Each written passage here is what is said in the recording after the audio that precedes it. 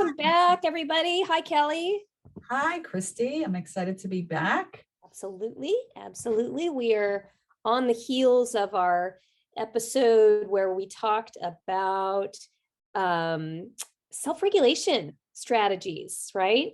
Yes, yes. I love that episode. It's such important tools to share, and it's going to really link nicely to this episode today, where we're going to be talking about using mindfulness strategies to help with behavior management.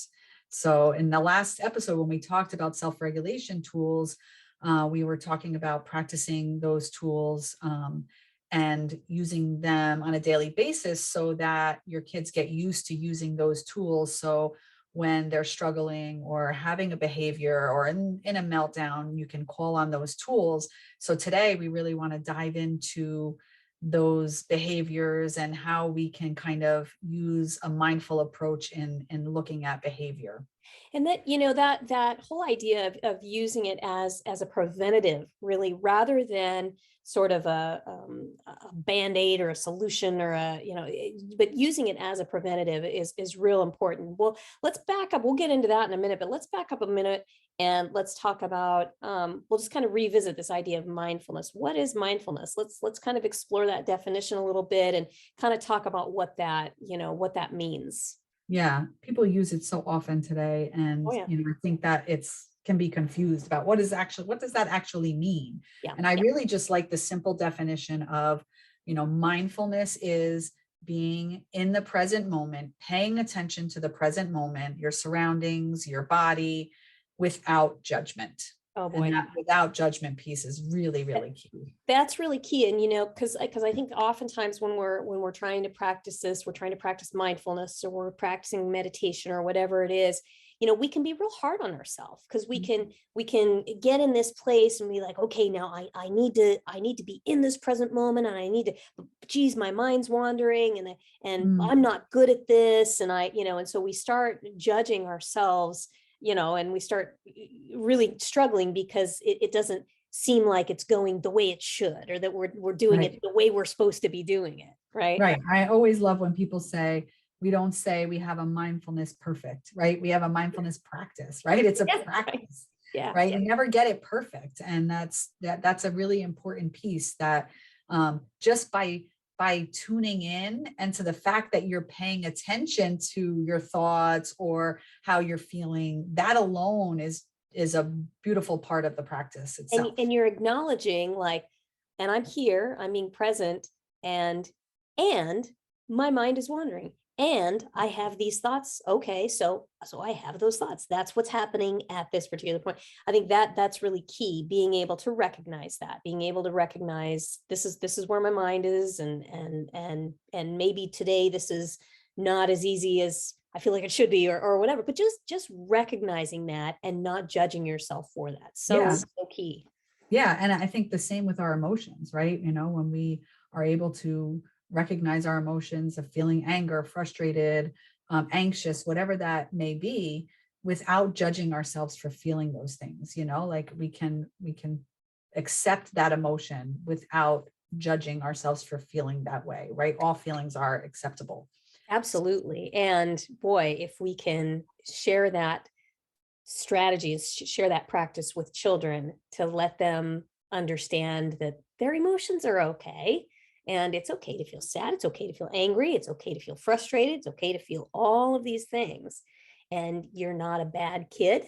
You're not, there's nothing wrong with you for having these feelings. Yeah. And I think that's where it ties really nicely into, what we want to call behavior management, right? Because there's this beautiful mind-body connection that we have, right? And our mind-body connection, when our body feels something, we feel some type of emotion or physical sense, then that creates thoughts in our mind, and that creates then our behaviors, or it goes from an emotion or a feeling into a physical response, right? And that's really what it is. It's a response. And so we really have to look at behavior as not a purposeful, thing. More, it's a response to our body, to our nervous system.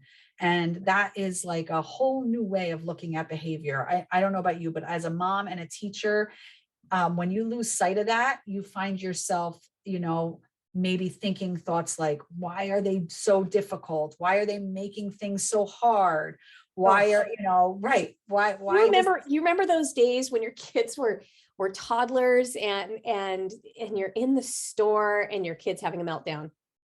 You're just like, oh, that frustration and then what your body does in response to that.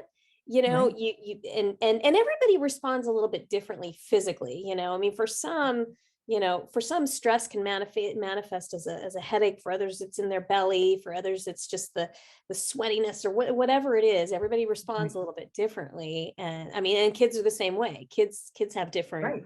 And ways of. listen, we all have those responses, those physical responses, right? Oh, I mean, somebody's upset you, or frustrated you, and like that immediate tension you may get in your hands, like that, oh, like, yeah.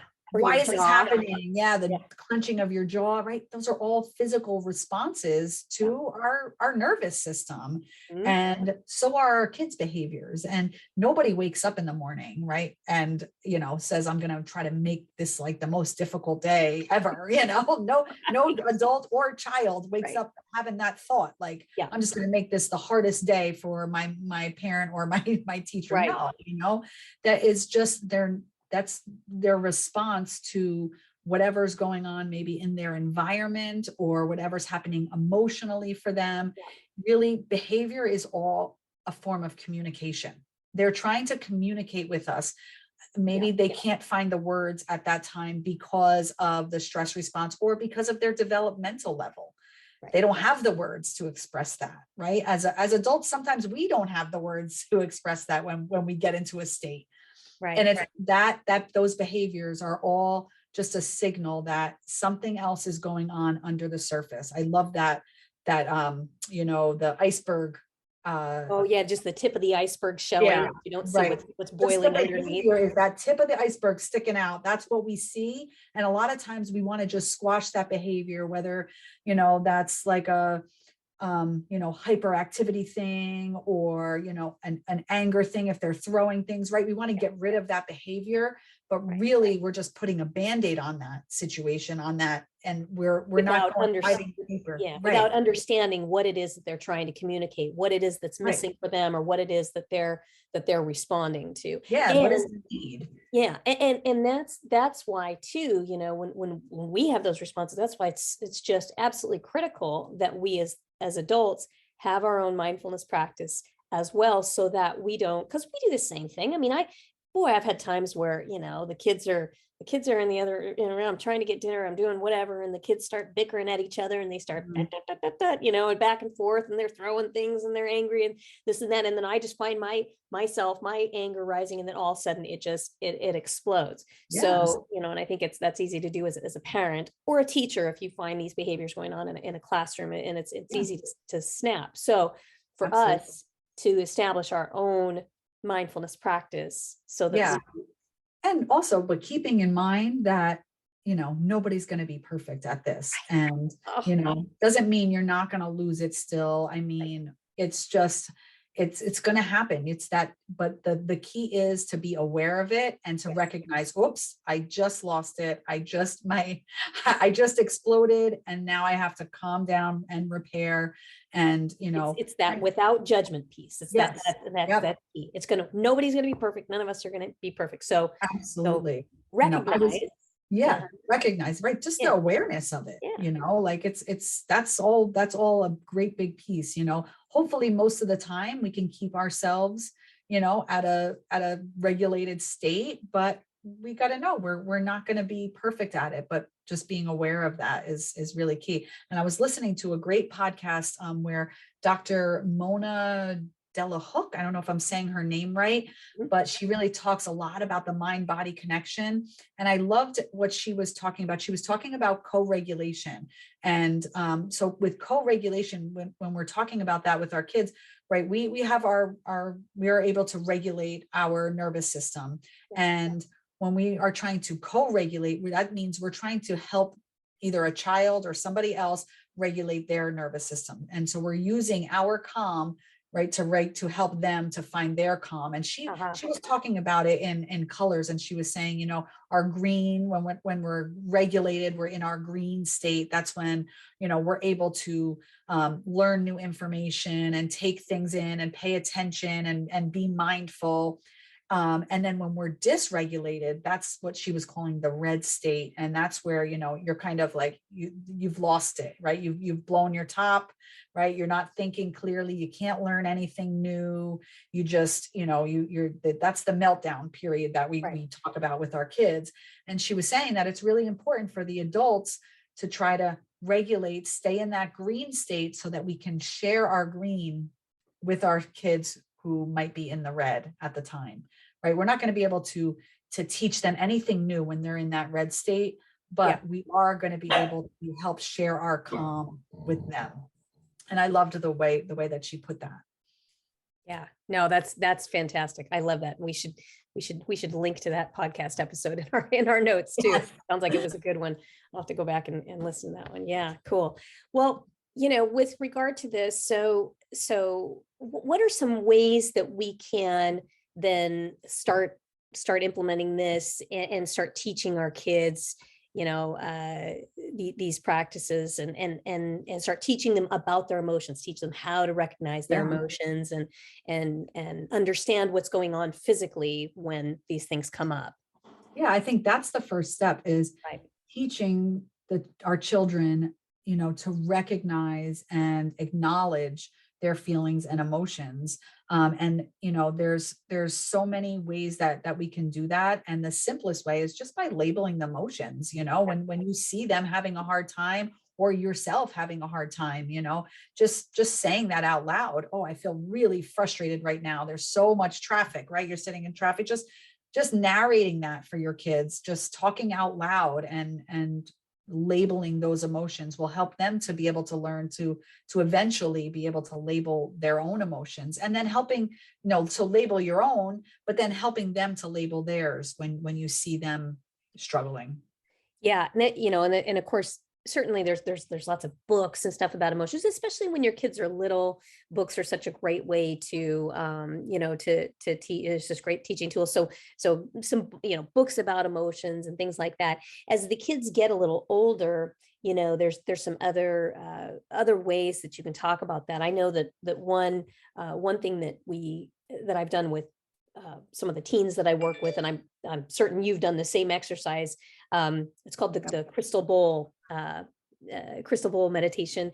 So Swami Vidyananda, I think was the one that kind of came up with this. We teach this in our K trainings, but it's real cool. It's a really good visual for the kids. You take a bowl, and then you put in the bowl, you put like a crystal of some sort, like a rock, you know, a crystal rock, put it in the bottom, and then you put water over the top of it. So then the explanation is this crystal represents your mind, like kind of when you're born, like there's no thoughts, it's perfectly clear, there's nothing going on, right? But then as we move through life, we have different thoughts, we have different feelings, and we've got different things that happen. Sometimes they can be very happy thoughts. So this is where I take like yellow food coloring, and I'll put yellow food coloring in the bowl and be like, what are some happy things that, you know, what are some things that make you happy? And then you give them the opportunity to come up with things that make them happy. So then you take another type of food coloring and let's say blue, right? So then I put blue, and I say, well, you know, what could the color blue represent? And then most of the time they're going to say, you know, sad. So, okay, what are some things that make you sad? What are some times where you have felt sad? And so they can discuss those feelings, right? And then green can represent whatever, envy or something like that. So you put that in, and each time you add the food coloring, you know, that all blends together, and then it starts creating this sort of a murky effect to the water. So then the crystal becomes less and less visible. And you comment on that, like, now you can see, can you still see the crystal? Well, yeah, but it's a little more challenging to see it. Things are a little, they're not quite as clear when you've got all of these emotions and all of these things happening. So then you add red can represent anger, right? So then you have all these colors in the water, real dark. And then you take a cup full of just dirt, and you can say, okay, so dirt, what can this represent? This can represent just unclean thoughts, you know, things like maybe you're thinking something really unkind about somebody else, and that's a really, it is this there, it happens, all of us have these unclean thoughts at times. So then you put that in there. Well, then you can't see the crystal at all, right? It's not visible. And you can say, this is why we need meditation, breathing, yoga, all of this. And this is where I reach in, I pull the crystal out and it's still got dirt on it. And it's still got the food coloring, but I take water and sort of slowly pour it over the top of the crystal and say, these things are they're like soap for your mind. They help cleanse the mind and get you back to this state of calm and the state of clarity, right? It's a great visual representation Love for the it. kids. Yeah, it's just so great to use that with the older kids to really give them that sense. And I love including them in that whole conversation about different emotions. And it's really, really a great way for them to really grasp it and sort of really like apply it to themselves, right? And what the things that they've experienced. And with the younger kids, the way I like to just describe that is by using a calming jar. So, a calm jar, you can look up on how to make the calm jar, go on Pinterest, right? And you just get a bottle of water and you put glitter glue and fine glitter and you make this calm jar. And this is how I use it with my younger kids. I will bring out the calm jar and it's all, the glitter's all on the bottom of the jar and it's all calm and everything. And I give that explanation. This is us when we're nice and calm and we're, in a state where we're thinking clearly and making good choices and all of that. And then we start to talk about the emotions. Oh, sometimes do you get really sad? And yes, and when do you get sad, right? And sometimes when we feel just a little bit sad, and then I'll swirl the jar a little bit and just some of the glitter will start to swirl around. Yeah. And sometimes we feel sad inside our body. And we'll see that the glitters, it makes it a little bit harder to see, but you could still see through it, but it's just a little bit sad. And then sometimes do you get frustrated? And we talk about times when they get frustrated. Yeah. And that sometimes we feel a little bit more swirly inside of our body. So I start to swirl the glitter even more. Right. And then sometimes we do physical activity when I'm doing this too. And I'll have them move their hands like how the glitter is, moving it a little bit slowly and then starts moving a little faster. And then we say, sometimes do you get really, really angry or really, really super excited, like you can't even sit still, right? And then we shake up the glitter jar and the glitter's going all over and you cannot see through the jar anymore, right? And I say, this is in times like this, we can't think clearly, just like we can't see clearly through the jar when we have such big, big emotions. And like we talk about, everybody experiences those emotions and they're all acceptable. But we have to think about what can we do when we have those big emotions that is acceptable to calm ourselves down, right? Sometimes we might want to yell at people. Do you think that that's a good way to calm ourselves down? No. Sometimes we might want to throw things. Is that really a good way? And we talk about these different things and then we talk about, okay, what are the good things that we could do? Oh, maybe we could go out for a walk or do some jumping jacks and get the energy out, or do our meditation or deep breathing, right? And we talk about all these self-regulation tools. And just as we said before, we did that. The last episode was all on self-regulation tools. So you can go back and listen to that again for more of those that really work well with all different ages. But it's really a great way for them to see that, when they really see that glitter swirling around, it can they relate that to those feelings in their body, right? Those big emotions feel like that sometimes, right? Like we just can't contain it inside of our body. And I think you said that you do this with them too, so that you have them wave their hands or twirl around. I do that same thing with the kids. Often I'll shake the jar up and I'll talk about, yes, there's, we have our own big feelings, but then oftentimes too, there's a lot of things there's a lot of stimulus, right? And so there's a lot of things going on around us. We've got, all these activities that we're doing and all these things that are maybe happening. And sometimes that can make us feel a little bit, like, nervous or frustrated or excited or whatever it is, all of these emotions. So then, I'll have them stand up and I'll say, okay, I want you to pretend you're the glitter in the jar. Show me what that looks like. And everybody gets up and they wave their arms around and they swirl around and they spin around, and then I say, okay, now everybody sit down. we sit down and then we watch the glitter settle in the jar, and maybe we do Peace Begins with Me. And so then you can kind of make that comparison. Like, how did you feel when you were standing up and you were moving around and swirling around and there was all this stuff happening? Did that feel calm, or no, that didn't feel calm? Oh, it felt so much better to sit down and take our deep breaths. So so then they can kind of compare that when there's all these things happening, what happens in your body. Heart rate goes up, right? Maybe our respiratory rate goes up. It creates this anxious sort of a feeling, so they can really start understanding what emotions do to them physically. Yeah, and right. And start to make that mind-body connection for when they're feeling a certain way or when they're triggered by something that's happening around them, and how their body starts to feel, whether they feel like tense or, whether they feel like they just have to get up and move, right? And so as parents and teachers, it's really important for us to remember when you see a child having a difficult time sitting still, say for story time, or waiting online somewhere, when we see a child struggling to share a toy and grabbing or hitting or pushing, right? We have to remember it's not really about that behavior, right? It's about that emotion or that dysregulation that they're feeling inside their body that's causing them to have that physical response. And so instead of just focusing on, oh, we don't push other people, or we need to share the toys, or whatever that might be, you might then say, oh, you look like you're really frustrated right now. What's something we can do to help get rid of that frustrating feeling inside of our body? Maybe we can take a few deep breaths. Maybe we can do some, jumping jacks, or whatever that might be, and start to make that connection. And it's important first for the parents and the teachers to make that connection between the behavior and the dysregulation or the emotions that are happening. Yeah, for 100%.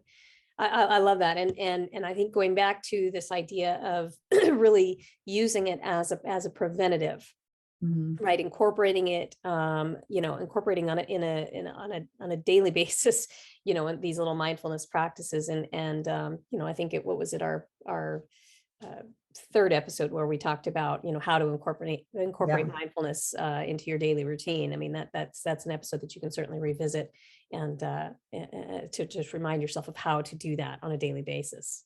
Yeah. And then just taking those, like you said, with the glitter squirrel, getting them up and down and getting their heart rates going, just take an opportunity whenever you can to show those polar opposites, right? Whether you're doing freeze dance, right? You get them up, dancing around, you get their heart rate going, they're super excited. And then you pause the music and have them stand still and take some deep breaths.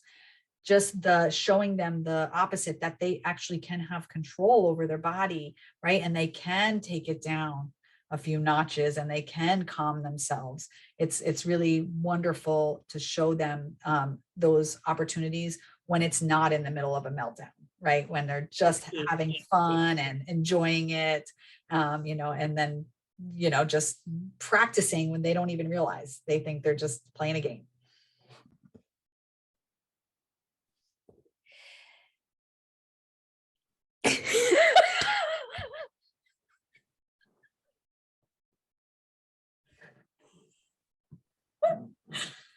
Anyway. So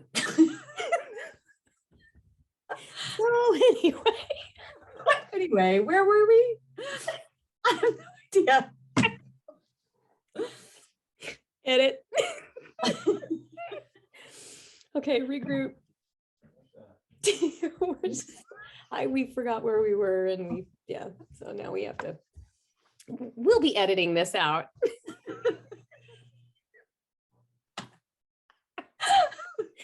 Oh my Lord. Okay. What did you, I can't even remember what you were saying. I think I said about showing the opposites. Showing the opposites, yeah. Yeah, doing freeze dance or. You ready? Yeah, good stuff, all this great stuff. And then just, again, maybe going back and referencing some of those the self-regulation tools that we talked about in the last episode, and just incorporating mindfulness into your daily routine from episode episode, I think it was 3 or Mhm. 4. I can't remember which one that was, but just all good reminders of how you can really use mindfulness as a tool to help with behavior management. Yeah, definitely. Yeah, I think that was episodes 4 and 5. 4 and 5. For those two, yeah, were those 2 episodes. So yeah, definitely if you haven't listened, go back. And also, we now have a Facebook group that I would love for you guys to, hop into and then show us, what you've been trying out. If you tried doing some of these activities with your kiddos, either at home or in your classroom, let us know how it's going.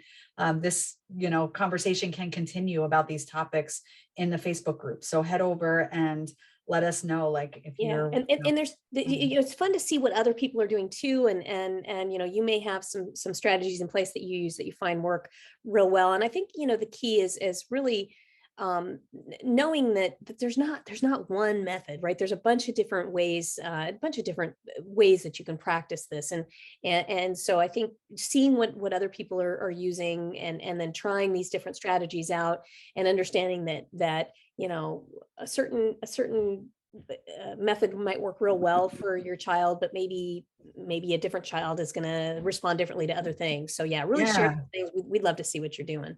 yeah, definitely. That's an important point, because not every strategy is going to work for every child. So something that you might try doesn't work for your kid, but works for somebody else. And then, you can see what everybody else is doing, and give those things a try. So Yeah, for sure, definitely. 100%. All right. Yeah, Always great. fun chatting with you, Kristi.